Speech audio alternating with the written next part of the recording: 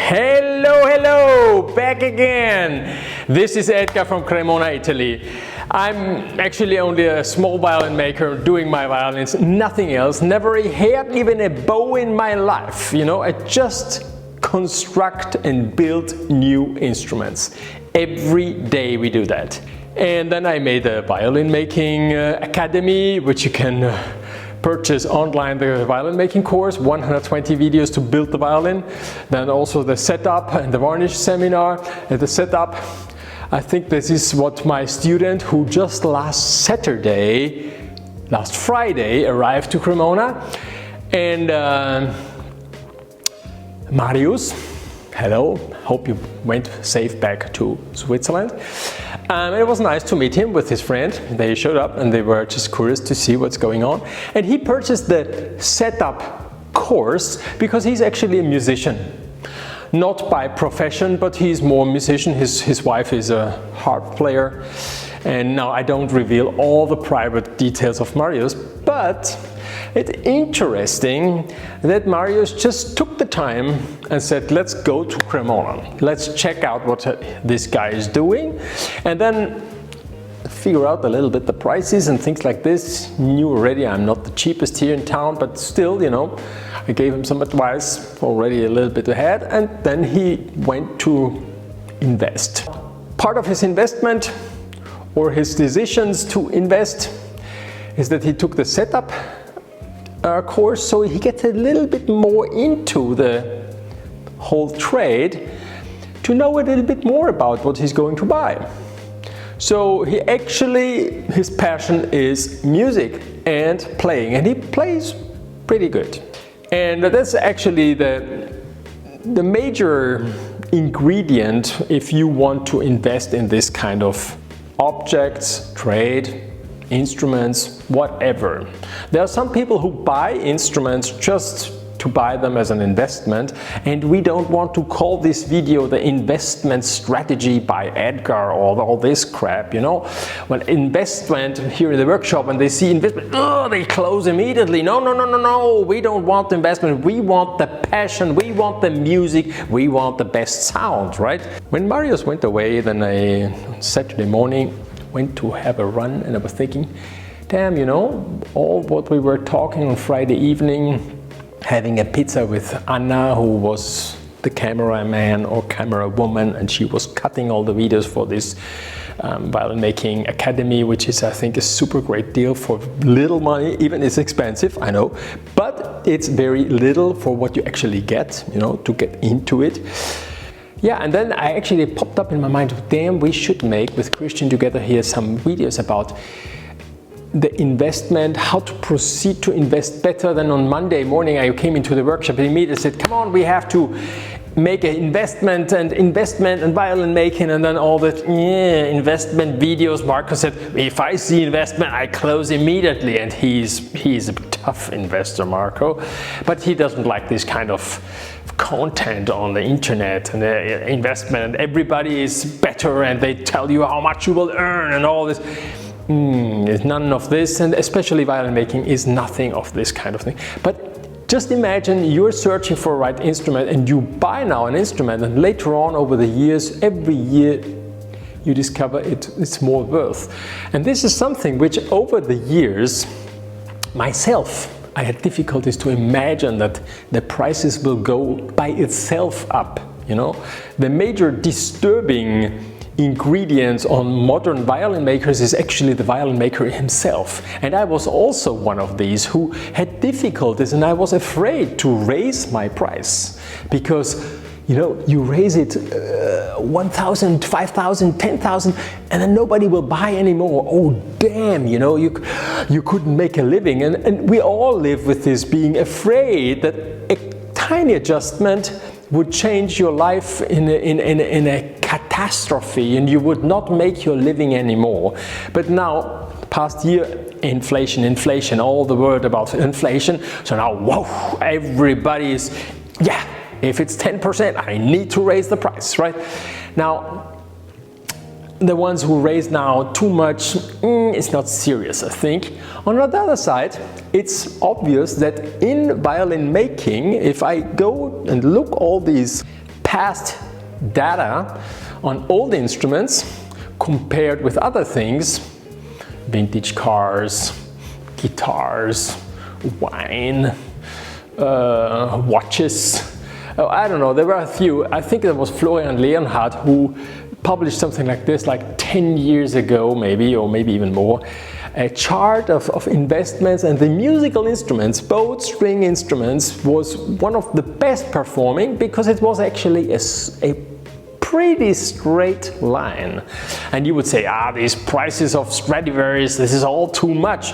But if you just have 1 million and the next year it's 7% more, this is already good money, which is there more, okay? So, and the price is increasing, and it's increasing, and it's going up, up, up, up, up. And then certainly if an instrument is more famous, it increases even more. Now, need to bring things a little bit more down. In reality, what does that mean? That means that it happens often to me that people just call up, now I sell this violin which I bought 15 years ago from Edgar. And I listen to that, and one of my policy is that I love to buy my instruments back. I love to buy. It happens too bad, it happens too seldom, because the best deal you make in buying, not in selling. And my strategy is that I take it always for the same price I sold it. At the moment you sell, it's a great moment for the maker, a tough moment for the customer, because it's always so expensive and they want to have a discount and whatever, and I'm not very famous for discounting on my instruments. Why should I discount? It's too expensive?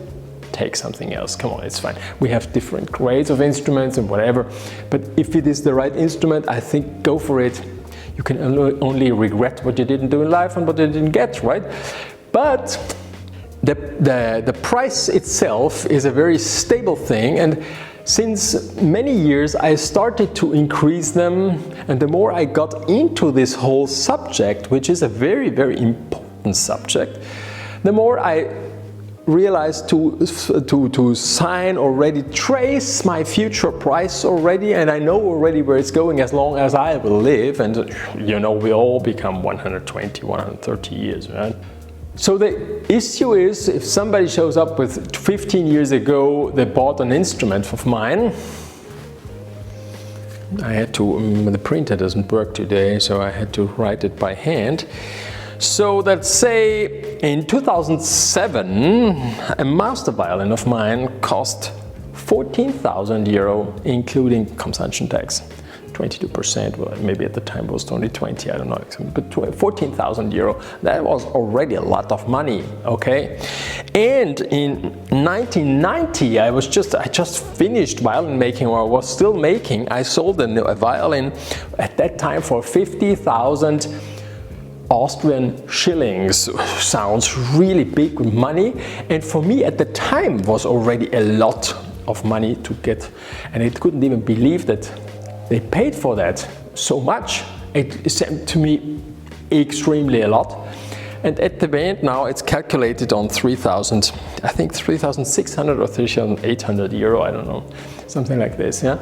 And the same violin now would cost 30,339, which is the price of 2023, yeah. So the guy 15 years ago, he showed up and he said, Edgar, I want to sell the instrument because I rarely use it, you know, it's just there under my bed, you know. And I say, okay, you know, I just have to make my research, look in the invoices in my book holding, and when I find the invoice, then I will let you know how much it is, and then I take it back. When I take it back, I keep it for 1 year. In case it's not sold in that year, then I would pay it right away, right? I agreed on buying it back. At the time he was ready to send me the instrument, he wanted to know how much are you going to sell the instrument. I told him, yeah, new price, 34,339 euro. Oh no, I don't send you the instrument back, okay. 2 days later he placed an order for another violin of mine, okay. And this you would say, yeah, this is now only one case. There's another one 2 years ago, I think it was, from Udine. She showed up, her parents bought the instrument when she was 12 years old, and now she doesn't want to play modern violin, only baroque, you know, got rid of this violin, and how you see how it's made. It was a copy of the Distorter, she didn't understand what it is. Anyhow, at the very end, it ended up the same procedure, and Marco just told me, you know, yeah, at the time I called her up, because you told me, call her up and ask, and Marco called and asked how much she wants for the violin, and she already increased the price, you know. I buy it back for the same price without the consumption tax, right? And another case was the violin of 1990, which was 3,000 something, and then they wanted, in the beginning, they wanted to trade it back. I know them very well. They kept the instrument, or actually a family member said, hey, come on, mom, before you give it away, come on, I take it. And the child, the daughter, who doesn't even play that much, I think, just saw within that object a good investment, okay? And that's always nice to see. And when a certain quality of instrument, you just need to buy and then keep it. And the rest is done by aging, and automatically the price will go up. And this is a very nice detail about Italian instruments made by somebody you know who exists, you know he made it with his hands.